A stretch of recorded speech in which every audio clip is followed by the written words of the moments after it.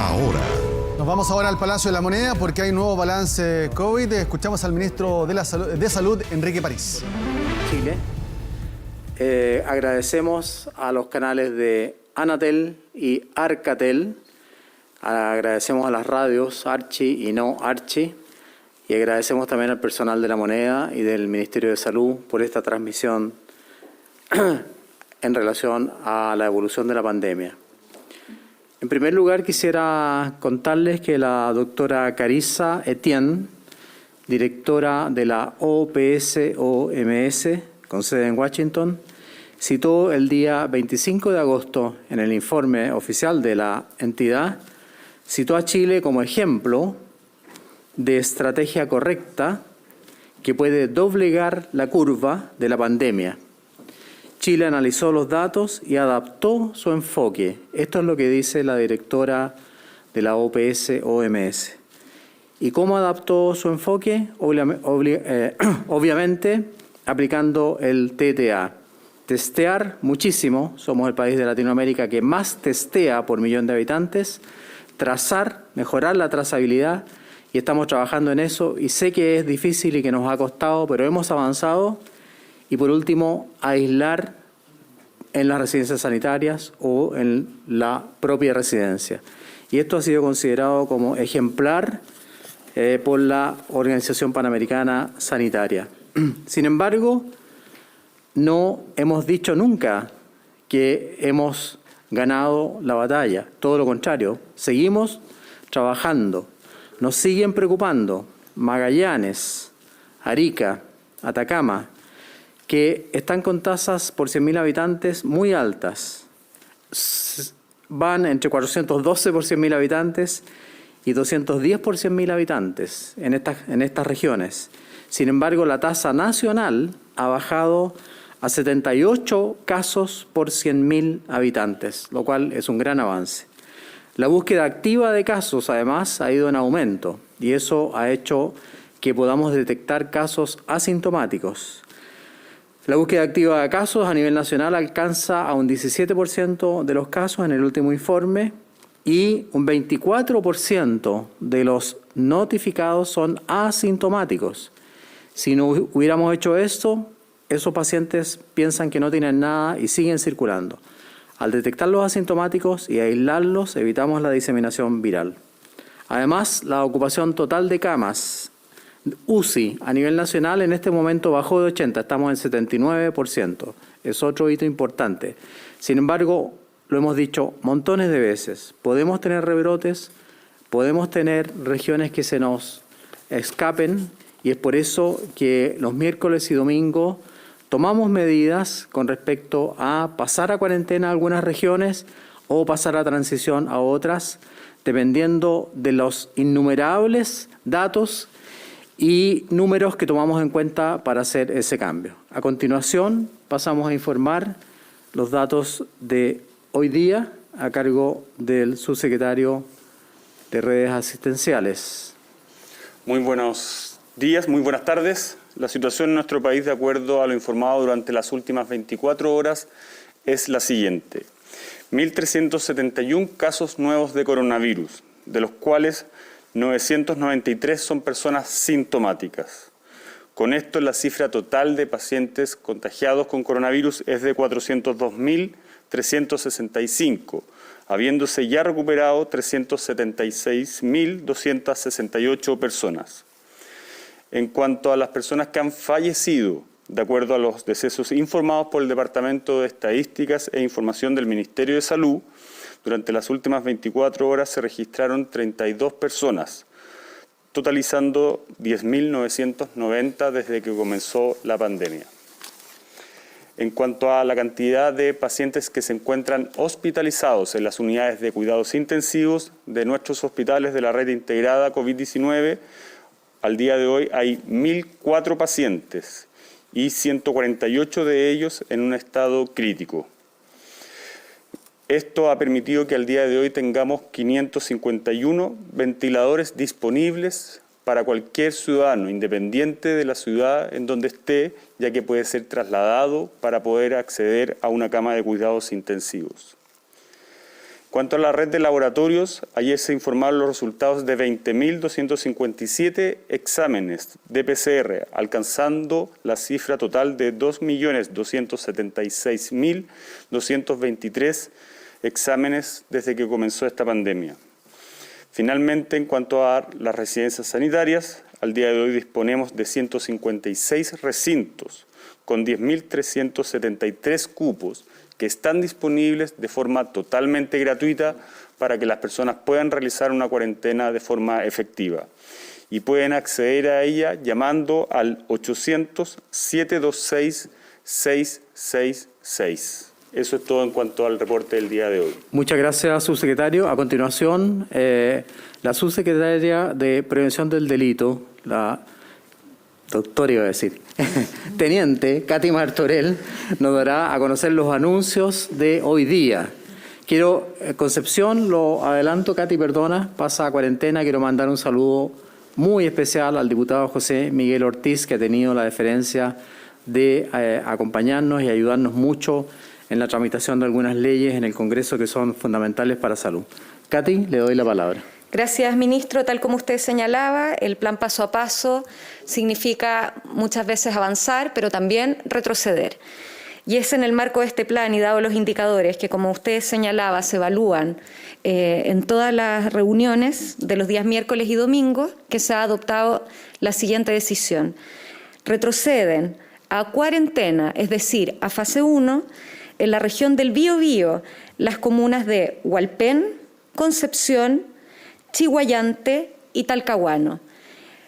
Además, se levantan los cordones sanitarios que estaban en las comunas de San Pedro y Coronel y también entre Talcahuano y Concepción dentro de la región del Biobío.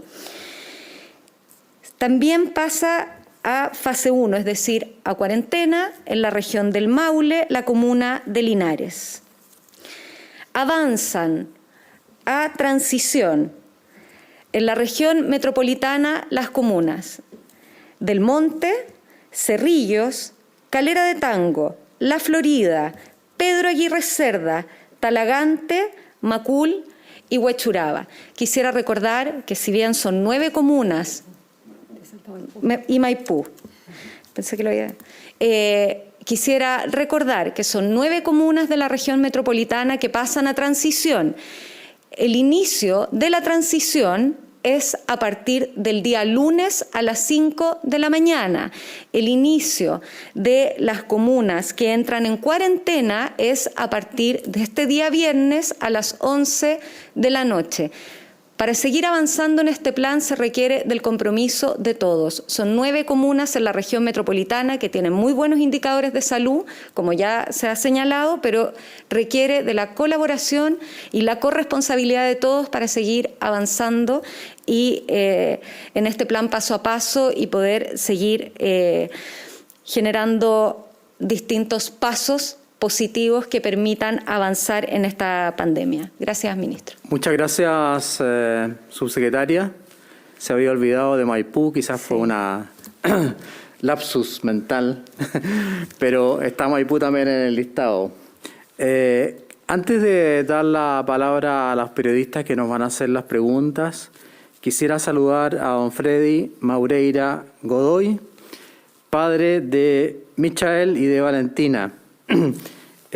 Pacientes o niños que sufrieron de fibrosis quística del páncreas. Y él llama a su hija la heroína Valentina. Así que un saludo muy afectuoso a la familia de don Freddy Maureira, que es de Melipilla, y quiero recordar la lucha y el trabajo que él ha hecho por su pequeña niña que se llama Valentina, pero que él le dice heroína Valentina. Muchas gracias. A continuación pasamos a las preguntas del día. Primera pregunta. Hola, ministro, ¿cómo está? Muy buenas tardes. Bueno, lo primero, hay varios anuncios. Preguntarle sobre todo por la región metropolitana. Son varias las comunas que van a entrar a transición ya en la totalidad a partir del día lunes. Hay una preparación especial. Ya, por ejemplo, desde Maipú, la propia alcaldesa decía que podía ser algo apresurado esta decisión. ¿Estamos preparados para ya el día lunes enfrentar y no ver otros episodios como ha pasado, por ejemplo, cuando pasó a transición Santiago o Estación Central? Eso es lo primero, ministro. Bueno, yo creo que todas las comunas, yo creo que están preparadas. Como nosotros y como la subsecretaria Katy Martorell dijo, estas decisiones se toman con cifras en la mano, no se toman, digamos, sin estudiar, digamos, con mucha detención. Maipú tiene una variación negativa de casos estimados en menos 30%. Tiene una gran cantidad de exámenes de laboratorio. Tiene una ocupación de camas de UCI del 48%, o sea, muy baja. Tiene índices que van a la baja, y aquí muestro la gráfica que demuestra que los casos han ido permanentemente a la baja.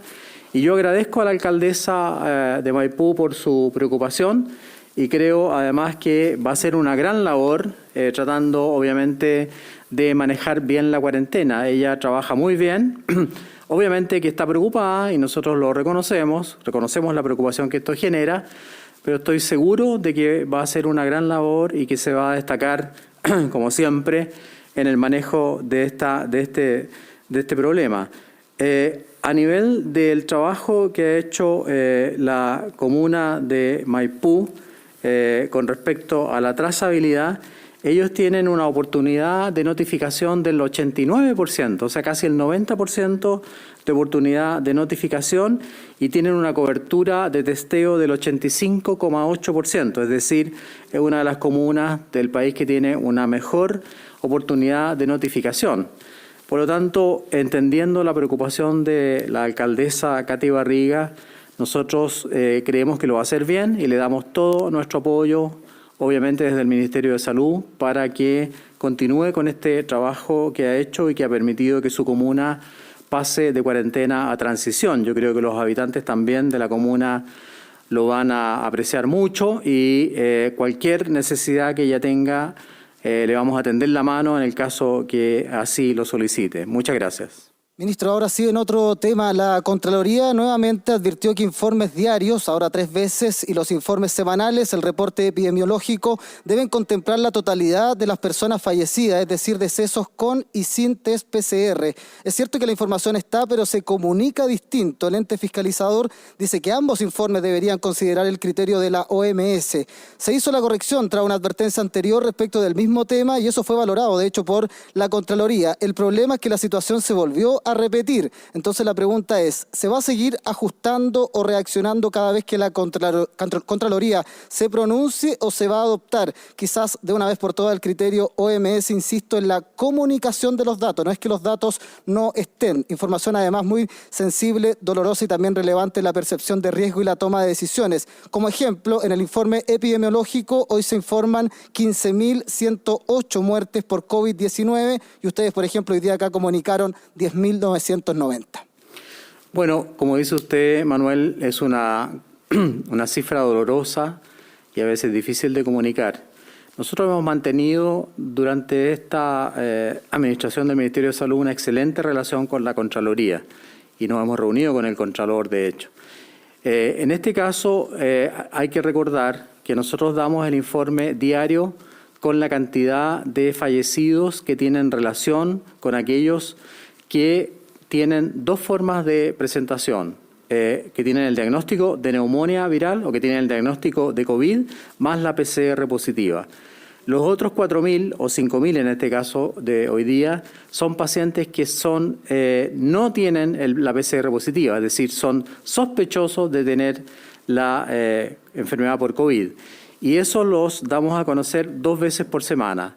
Si es necesario, podemos incluir los sospechosos, pero yo creo que va a producir más confusión en la población, porque no son casos que estén comprobados que tengan el COVID positivo, porque no tienen la PCR positiva.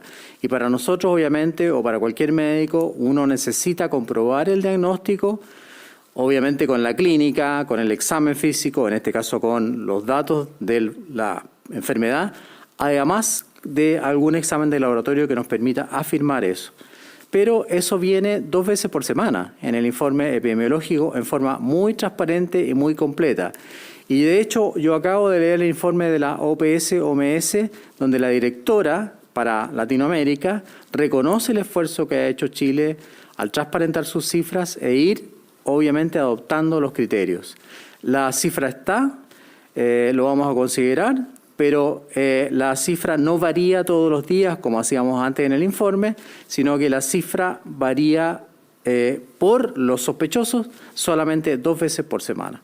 Pero acepto las recomendaciones de la Contraloría, como siempre lo hemos hecho y lo seguiremos haciendo. Muchas gracias.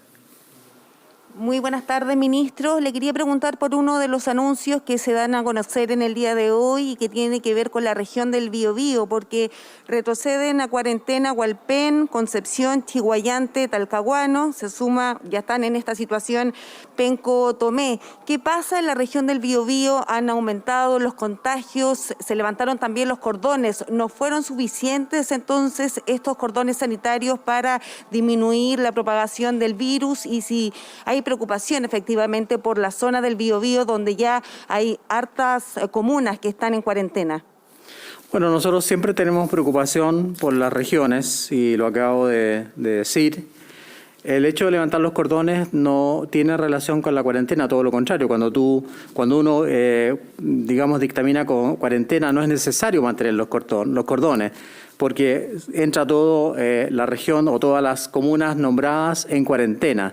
Los cordones eran necesarios en el momento que teníamos aislado Talcahuano de Concepción. En este momento, como todo el gran conglomerado, el conurbano entra en cuarentena, no es necesario mantener el cordón. Desgraciadamente Talcahuano, Hualpén, Concepción, Chiguayante tienen una tasa de incidencia muy alta, 318, 283, 269 y 222. Esos elementos que indican que hay una gran cantidad de pacientes que se están infectando por 100.000 habitantes y que puede proseguir porque la curva va en ascenso, nos han hecho tomar esta determinación. Para tomar la determinación, por ejemplo, en el Gran Concepción, nosotros tomamos en cuenta la evolución de los casos estimados. Nosotros estimamos que para los próximos 14 días puede haber un aumento del 66% de los casos y puede haber un aumento en los próximos 7 días del 37% de los casos. Tomamos en cuenta la búsqueda activa, tomamos en cuenta el porcentaje de ocupación de camas, tomamos en cuenta la cantidad de casos confirmados y casos probables, es decir, se toman en cuenta casi 14 factores para hacer este cambio. Desgraciadamente, para el Gran Concepción, todas las cifras apuntan a que, incluso adelantándonos a 14 días más, todas las cifras apuntan a que va a haber un aumento de casos. Y es por eso que hemos tomado la determinación de decretar cuarentena. Gracias, ministro. Bueno, y en otro tema, el plebiscito. Usted lo ha dicho claramente, también lo hizo el presidente del Servicio Electoral. Descartaron que las personas contagiadas con COVID-19 votaran en este plebiscito de forma presencial. También el gobierno ha descartado otro mecanismo como el voto remoto o el voto por Internet. Pero hay una propuesta del Servicio Electoral que implica que las personas que están contagiadas con COVID-19 puedan renunciar al secreto que tienen como pacientes, que les permite, por supuesto, resguardar los datos y que puedan inscribirse, de esta forma elaborar un padrón y se puede ir a los domicilios de estos pacientes para que puedan sufragar. Le quería preguntar, ministro, si es factible implementar esto precisamente para este plebiscito del 25 de octubre y para que puedan sufragar las personas contagiadas con COVID-19, y lo otro, si es que van a poder votar los contactos estrechos. Bueno, la verdad es que esta pregunta, Maribel, de Chilevisión, tiene... ¿No? Se equivocaron entonces aquí en mi Mega, ministro. Nota. ¿Con quién hablo? Mega. Megavisión, perdón, Maribel. No hago yo las preguntas por escrito, lo lamento. Megavisión, entonces, la verdad es que el CERVEL debe cumplir con la ley. El CERVEL es el dueño del plebiscito. Yo le digo siempre esto a don Patricio Santamaría y me retruca con algunos argumentos. Pero nosotros solo contribuimos a fabricar o complementar el protocolo de salud. Todas esas preguntas que usted me hace, Maribel, tienen que ver o tienen que ser respondidas por el CERVEL. Nosotros estamos participando todas las semanas en el protocolo de salud, hemos pedido además que el Comité de Expertos en Pandemia del Ministerio de Salud dé su opinión. Yo sé que las sociedades científicas también están dando su opinión, e incluso el Colegio Médico. Por lo tanto, una vez que hay un consenso de todas estas opiniones, se podrá responder con claridad, pero yo no tengo por qué responder con el voto a domicilio, con el voto secreto, con el levantamiento del secreto de la enfermedad. No me corresponde como autoridad sanitaria. Solo fijar los protocolos para evitar que haya contagios durante el momento de la votación, y en eso hemos sido enfáticos: el respeto en la distancia, el uso de la mascarilla, el escudo facial, el alcohol gel, cambiar el sistema de las puertas, en fin. En eso yo sí me puedo pronunciar, pero en las preguntas que usted me hace no me puedo pronunciar, lamentablemente. Ministro, pero usted emitió su opinión con respecto a los enfermos COVID-19. Hace 2 días dijo que no deberían votar presencialmente en el plebiscito. Le pido esa misma recomendación, esa misma opinión con respecto a los contactos estrechos. ¿Ellos, a su juicio, deberían votar en el plebiscito? No, esa es una pregunta sumamente difícil de contestar, porque los contactos estrechos, ¿quién puede, clarificar? A veces ni la misma persona sabe quiénes fueron sus contactos estrechos. Por eso mismo que la trazabilidad a veces es tan difícil de llevar a cabo. Como usted muy bien dice, y no me voy a desdecir de lo que dije, con respecto a los pacientes positivos, COVID positivos, es lo mismo que si fuera a votar una persona que está con una neumonía, que está con un sarampión, que está con una tifoidea. Es decir, está con licencia, está en cuarentena en este caso por el COVID. Y yo me he referido a ese punto desde el punto de vista sanitario. Sin embargo, también he dicho en repetidas oportunidades que constitucionalmente el derecho a voto es un derecho que tenemos todos los ciudadanos. Entonces aquí hay que congeniar ambas posiciones, y eso tiene que hacerlo el CERVEL siguiendo las recomendaciones obviamente de los expertos. Muchas gracias. Muy buenas tardes. El país, de acuerdo a la Universidad de Johns Hopkins, está en el 10º lugar del ranking con mayores casos que se han confirmado por examen PCR. Pero al margen de eso, los especialistas apuntan principalmente a la tarea de trazabilidad que tiene que tener la autoridad para poder controlar los casos, aislarlos efectivamente. En ese sentido, ¿cuánto debiera ser el mínimo de contactos que debieran ser ubicados? ¿Cuántos trazadores tiene el país, pero por regiones? ¿Cómo se realiza la trazabilidad a quienes son ISAPRE?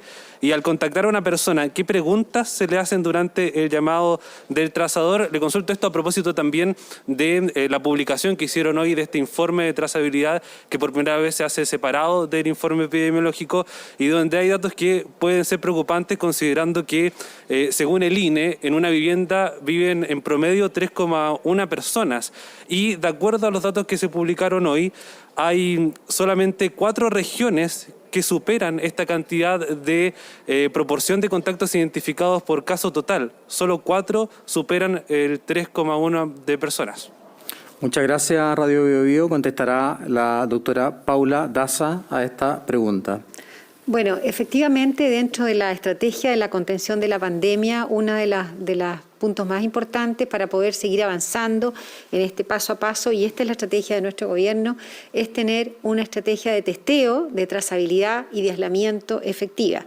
Y es por eso que dentro de esta estrategia, y hoy día, como dice usted, fue publicado el informe de trazabilidad, que desde ahora en adelante lo vamos a publicar tal cual como lo estamos haciendo ahora, una vez a la semana, pero aparte del informe epidemiológico, porque es un informe que tiene alrededor de 30 páginas y es tan trascendental como el informe epidemiológico para poder darle a conocer a las personas, principalmente de aquellas personas que están en sus comunas, en sus regiones, para que vean cómo va avanzando su comuna en estos indicadores de trazabilidad.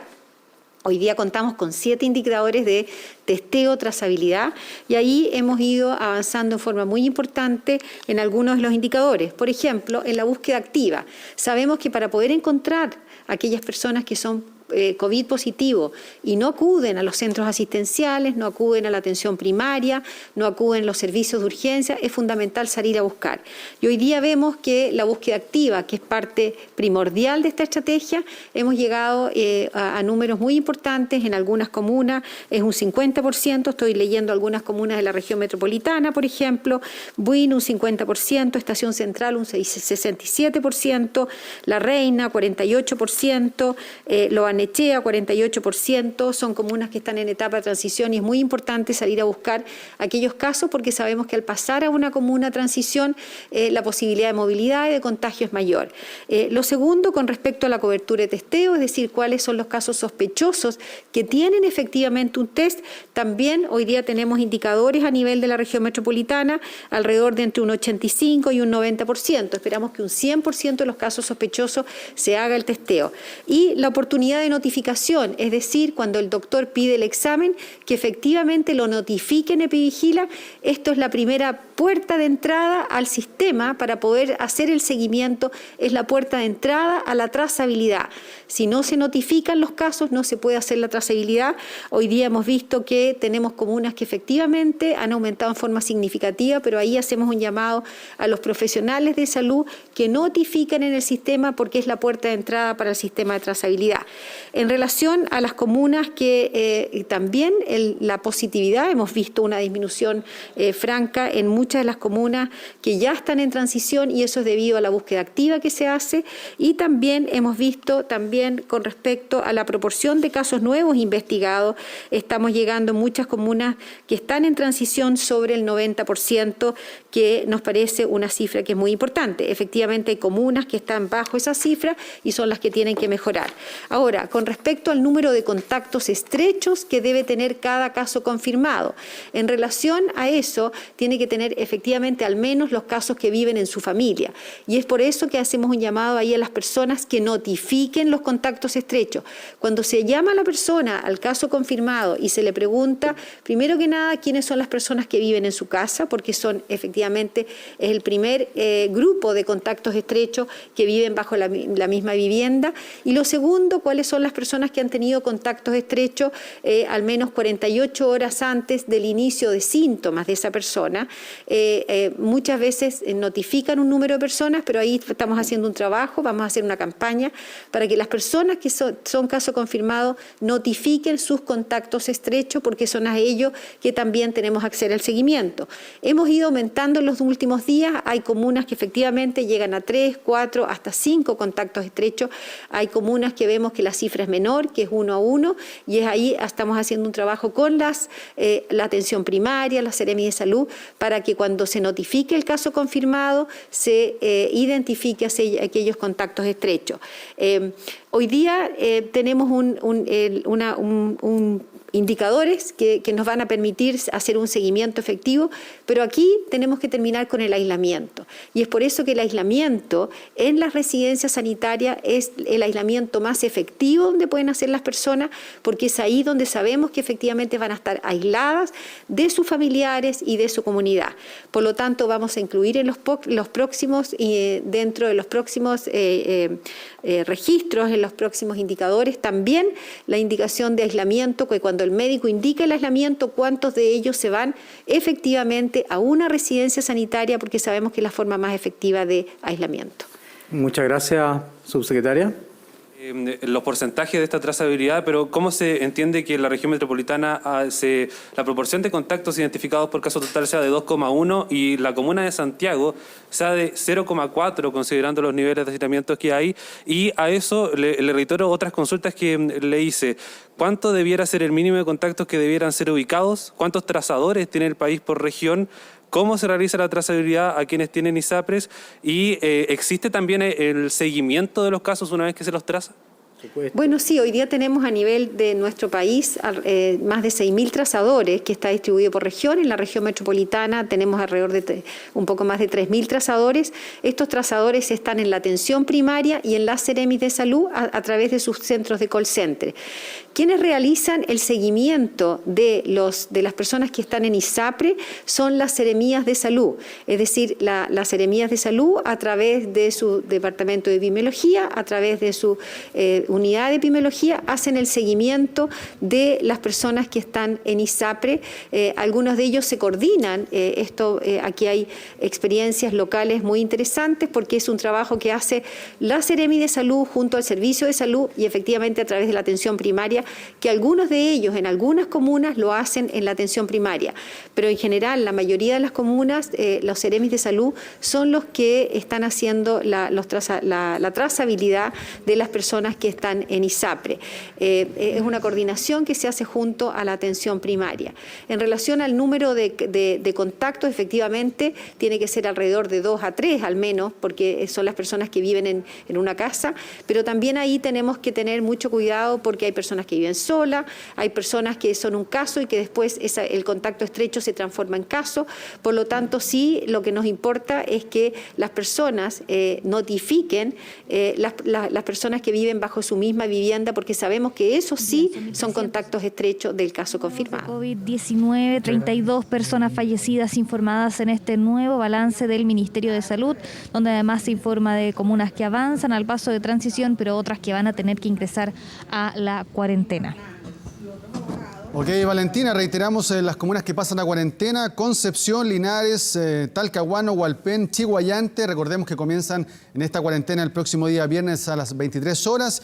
Y las comunas que pasan a fase 2, es decir, a transición, son 9 en la región metropolitana: El Monte, Cerrillos, Calera de Tango, La Florida, Macul, Huechuraba, Maipú, Pedro Aguirre Cerda y Talagante. Ellas pasan a transición ya a partir del próximo lunes a las 5 de la mañana. Información respecto a las medidas que se han anunciado en este balance COVID-19 que se realiza miércoles, viernes y también los domingos de manera presencial ahí con las autoridades a través de los medios de comunicación. Muchas gracias, Valentina, que esté muy bien.